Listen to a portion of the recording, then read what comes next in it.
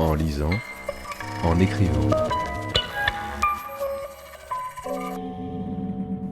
Le podcast de lecture versatile de Pierre Ménard.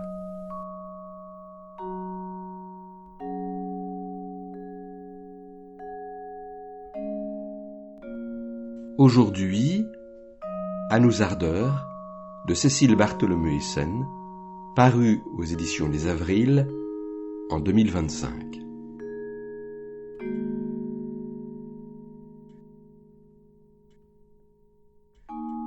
Cécile Bartholomeüssen revient à travers le récit intime du deuil de son ami d'enfance, libre et intensément connecté à la nature, sur le lien profond qui les unissait. Face à l'effondrement écologique et à l'indifférence du monde, cet ami décide de se suicider. Entre hommage, méditation poétique et réflexion politique, l'autrice explore également la fragilité humaine, la mémoire et la puissance de l'écriture face à l'absence.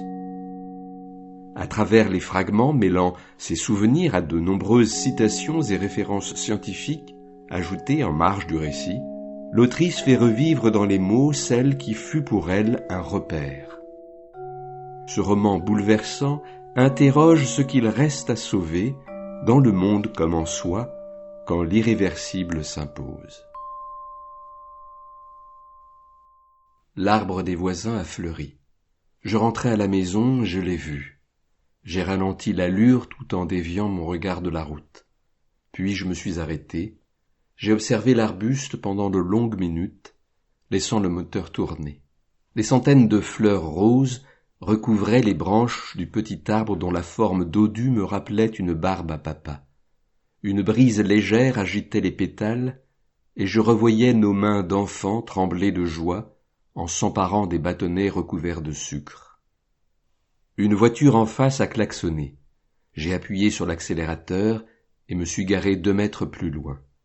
Au lieu de sortir mes clés et de me diriger vers chez moi, je suis allé voir l'arbre de plus près.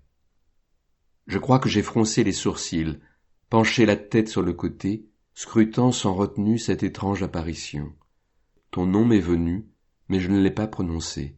J'ai juste tendu une main timide et repoussé une branche qui dépassait pour l'abriter derrière la boîte aux lettres. Debout sur le trottoir, les bras ballants, je n'arrivais pas à croire qu'une telle transformation ait pu se produire si rapidement. Je n'arrivais pas à croire que le printemps était bel et bien revenu. Avril est le mois le plus cruel. C'est la première ligne du poème La terre vaine de T.S. Eliot. Je préfère son titre en anglais, The Vast Land, pour tout ce qu'il évoque, en particulier la perte, le résidu et le gâchis. De retour au sommet de la colline, tu retires un par un les brins d'herbe qui collent à tes genoux moites. Couché sur le ventre, sur le talus d'en face, les coudes déjà repliés sous mon torse plat, je t'attends. Le soleil tape contre ma nuque et tu prends ton temps pour t'allonger à ton tour. Impatiemment, je commence à compter. Je n'ai pas l'occasion d'atteindre 2 que tu hurles déjà 3 et te mets à rouler à toute vitesse vers le bas. Dans la forêt près de chez toi, nous passons nos journées à dévaler, en roulant, puis remonter, en soufflant, les 2 versants de ce que nous appelons la vallée. Sans fin, nous nous allongeons sur la pelouse sèche, comptons jusqu'à 3, faisons la course le long de la pente, puis grimpons à nouveau, chacune de notre côté, pour mieux recommencer. En t'écrivant à présent, je ne peux m'empêcher de voir, comme de haut, nos petits corps qui ouvrent puis qui ferment, qui ouvrent puis qui ferment, un vieux rouleau de parchemin. Nous avons 11 ans. Comme beaucoup de petites filles, je porte un appareil dentaire et un sac banane Itzpack. Tu ne te sépares jamais de ton collier en coton ciré, auquel pend une tortue en acier. Lors d'une descente particulièrement vive, le pendentif frappera ta dent si fort qu'elle s'ébréchera. On passera de longues minutes à chercher ce petit bout de toit, à écarter les brins d'herbe. Après cet épisode, ta mère te forcera à boire du bouillon d'os, chaque dimanche matin pendant 3 mois. Elle dit, pour renforcer tout ça. Je lis sur Wikipédia qu'au Moyen-Âge, pour fabriquer les parchemins, Les peaux animales étaient frappées dans un bain de chaux, raclées à l'aide d'un couteau pour ôter facilement les poils et les restes de chair, et enfin amincies, polies et blanchies avec une pierre ponce et de la poudre de craie. Cet été-là, nos peaux brûlaient à force de nous élancer dans ce que la canicule avait laissé de verdure, à force de racler la terre. Aujourd'hui, je ne sais pas si je veux ouvrir ou fermer le livre de cette histoire, si je veux l'ouvrir pour le fermer. Quoi qu'il en soit, je suis en bas de notre vallée, je cherche des petits bouts de toi, je tâtonne. Il n'y a qu'une grande lumière qui m'éblouit et ton souvenir qu'il me faut remonter. Demain, recommencer. Peu d'animaux se déplacent en roulant. La plupart du temps, s'ils procèdent de la sorte, c'est pour se protéger. Il n'y a cependant aucun animal à roues dans la nature. Si ce fait peut paraître évident, cela a longtemps intrigué quelques rêveurs. Il leur semble étrange qu'un mode de déplacement si simple d'un point de vue technique n'ait pas trouvé sa voie dans le vivant. D'après la théorie de l'évolution, ce serait statistiquement impossible. Si cela est indéniable, des penseuses et penseurs nous suggèrent toutefois d'envisager le monde autrement que comme un grand calcul d'optimisation. Pour nous protéger, pour que nous ne deviennes pas aveugles au surgissement de l'inédit, Guillaume Fuselin. Pour nous protéger, je suis tenté de la rejoindre. C'est sans doute grâce à toi, à tout ce que tu m'as appris à voir. Ça commence par un poster que tu colles au-dessus de ton lit. En fin d'après-midi, l'été, un rayon de soleil le dore à moitié. C'est le moment que tu préfères, comme si le cheval sortait de son papier glacé, puis des 4 murs de ta chambre. Tu passes de longs moments à regarder l'affiche s'animer. Dans la cour de récréation, tu observes de loin les enfants qui frottent le béton de leurs baskets et trottent en claquant la langue sur leur palais. Si tu t'empêches d'imiter ton animal favori, tu revendiques haut et fort ton amour pour cette bête. C'est viscéral, et les autres ne peuvent que s'incliner devant une telle intensité.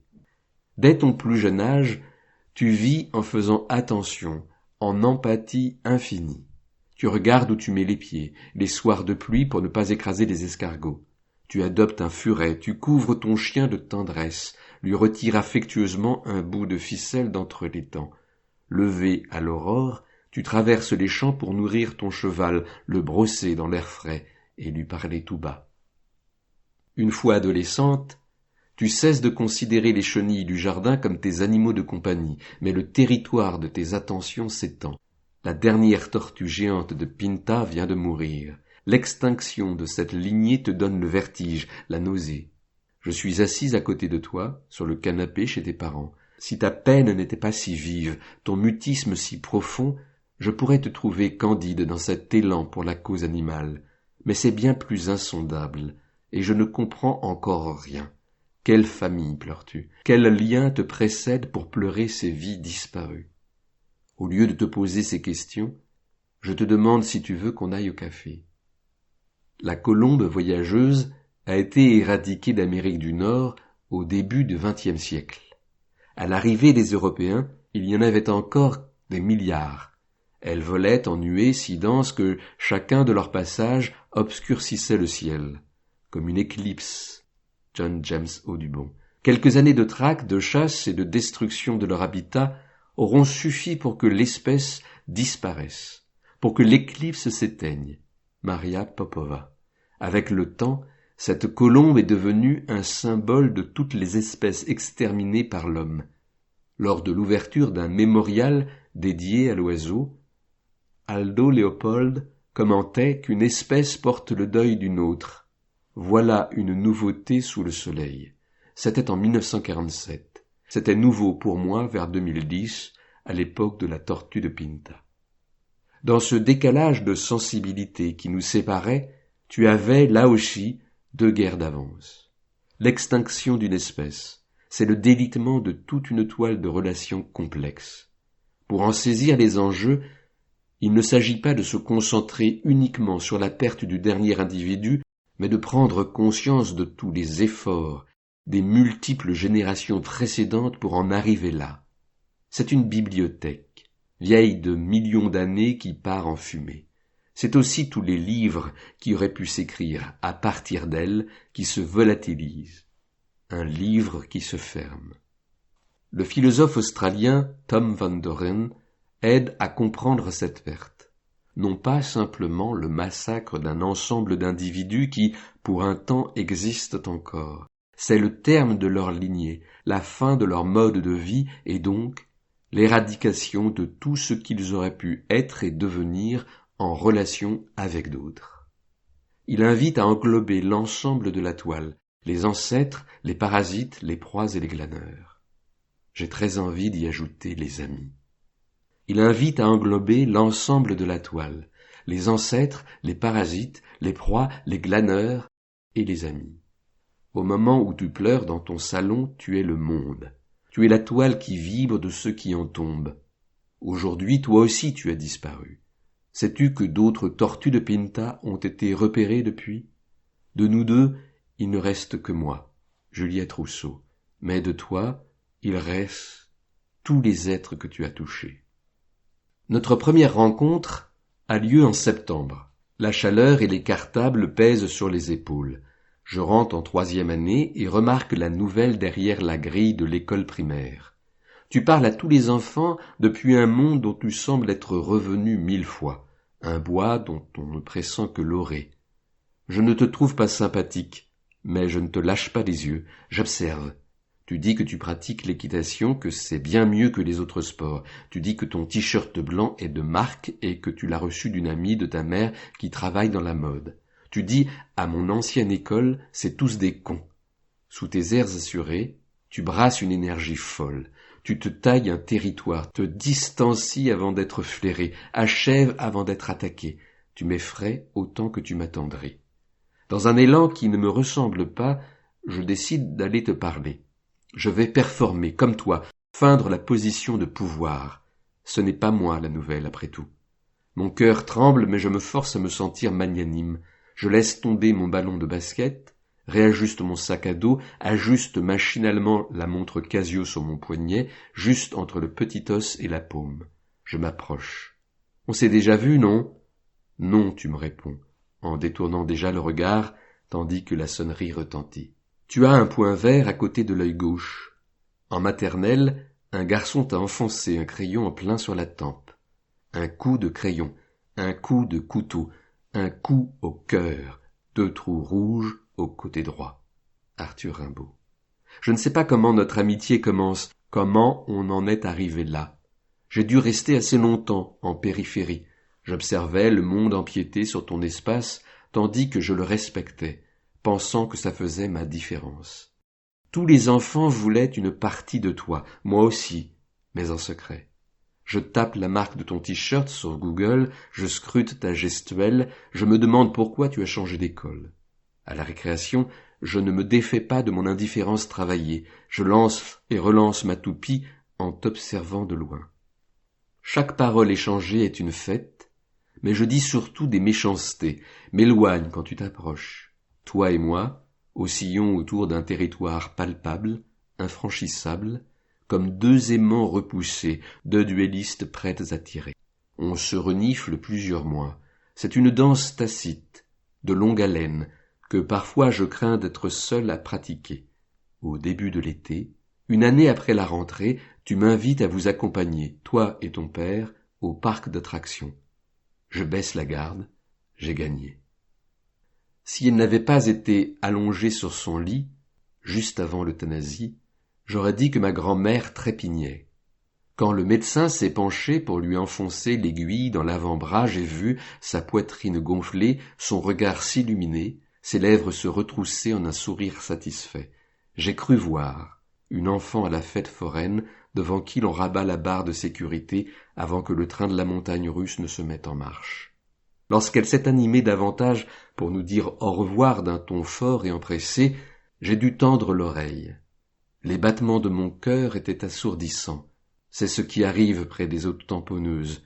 On ne s'entend plus causer. Elle est partie au temps long du S, dans Rouler jeunesse.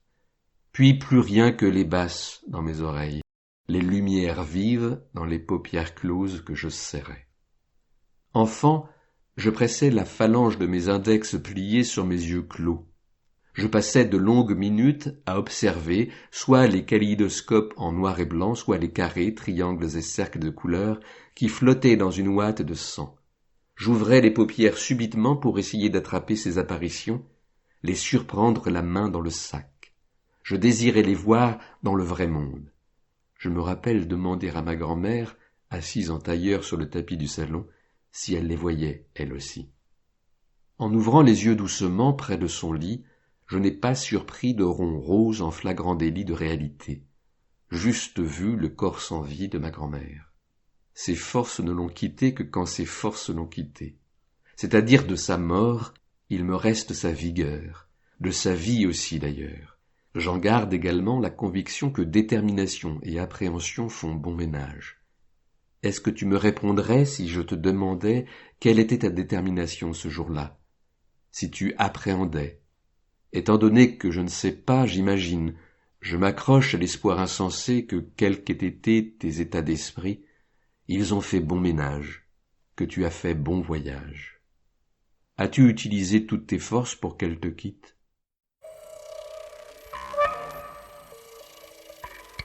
En lisant, en écrivant. Le podcast de lecture versatile de Pierre Ménard.